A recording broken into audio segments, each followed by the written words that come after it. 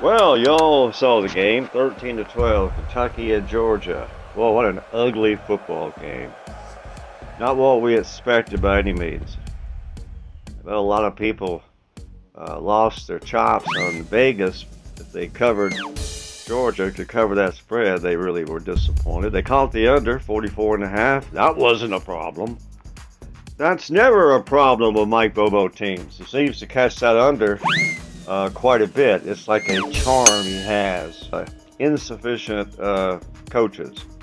His line coach is terrible. His offensive coordinator is terrible. They're bad examples of a bygone era that's no longer around. They're never going to be truly successful. They're not good at their job. Kirby Smart can do no wrong. But against Kentucky, his team did a lot wrong. And if you looked at that film, you wonder if they could even win 5 or 6 games. And to be honest, they couldn't if they played like they played against Kentucky. We got 2 weeks to figure it out. But I've seen this team work with Bobo even. I've seen it work even with their line coach. But their offensive, when do you stop and say, hey, we need to fix something? Kirby Smart has got himself in a position where he defends, circles the wagon, and defends his choices and rationalizes it instead of fixing it. And so don't expect any more 5-run homers from Kirby. I think he's done with that. When Kirby Smart came, it was a symbol to Georgia fans that they had finally given up on almost and decided to go get the best there was and let him do it and give him what he wants, and they did. And guess what? Guess what? It worked. It worked really good.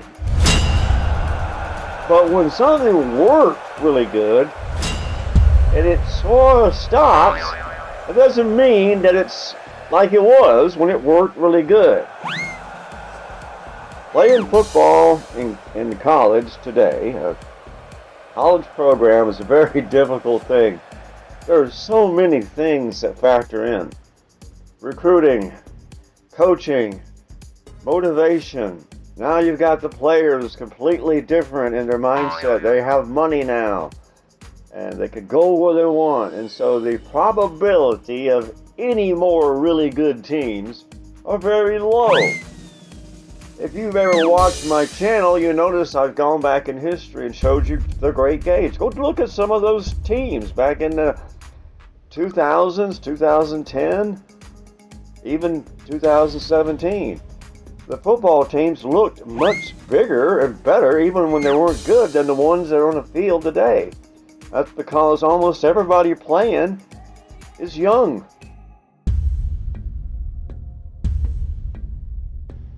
I watch a lot of high school film.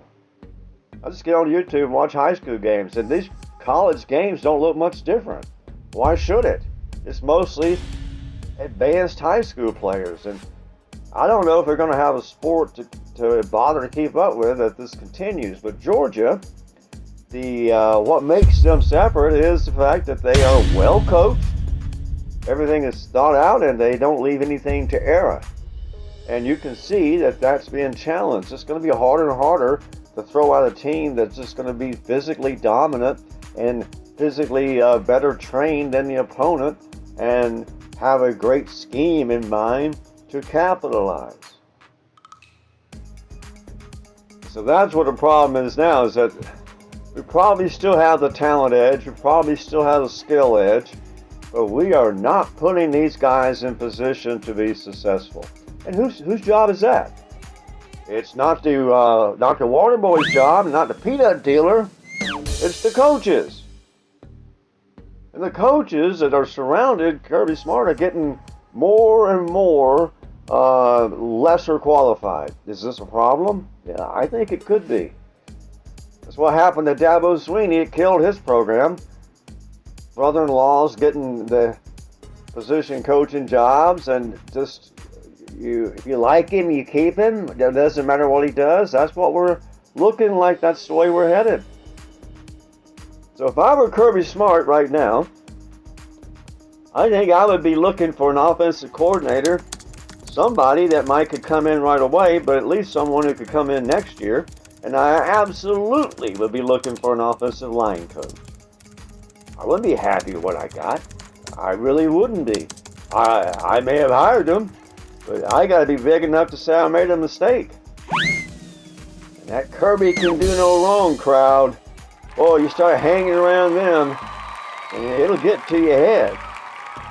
Kirby Smart has changed. Doesn't look like the same guy. Yeah, he's a little older. His demeanor is not the same vibrant Kirby that when he came here. He just wanted to win, and everybody loved it as well as they should. But now he defends everything. He doesn't tell you anything, and you shouldn't be asking. And it's getting to be not much fun to watch the program.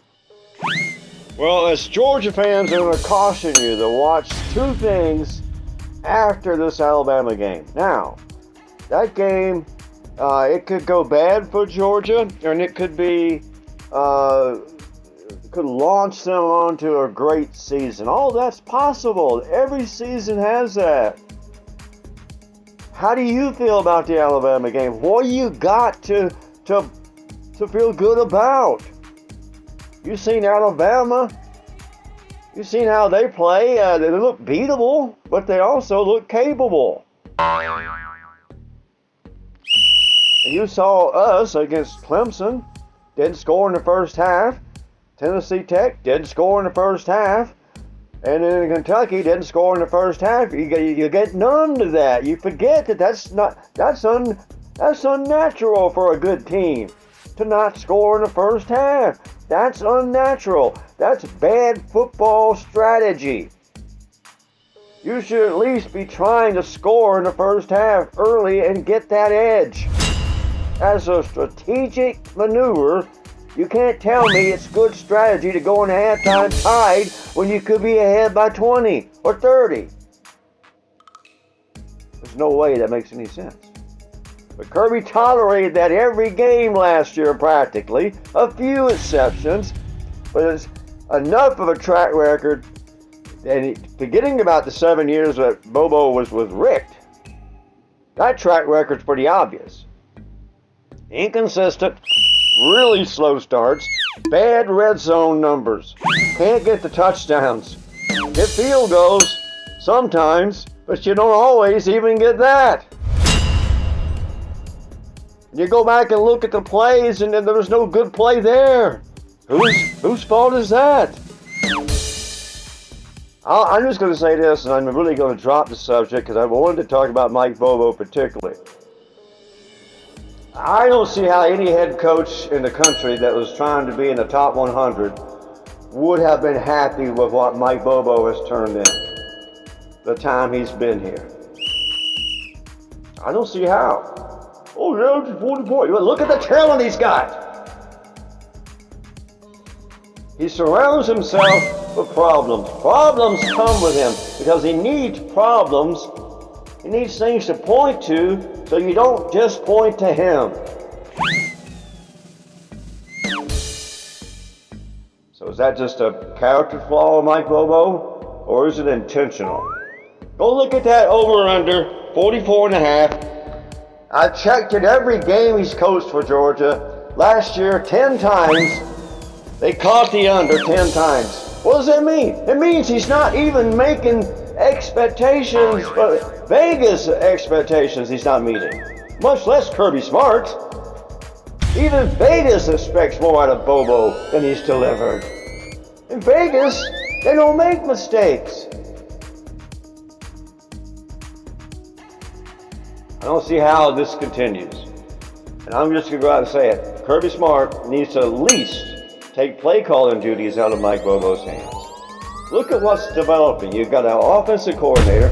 His son is rising up the depth chart as the center of this team. And you got that offensive line coach. He doesn't know what he's doing. He's coaching 1970 lines. So look what Georgia's got to be facing.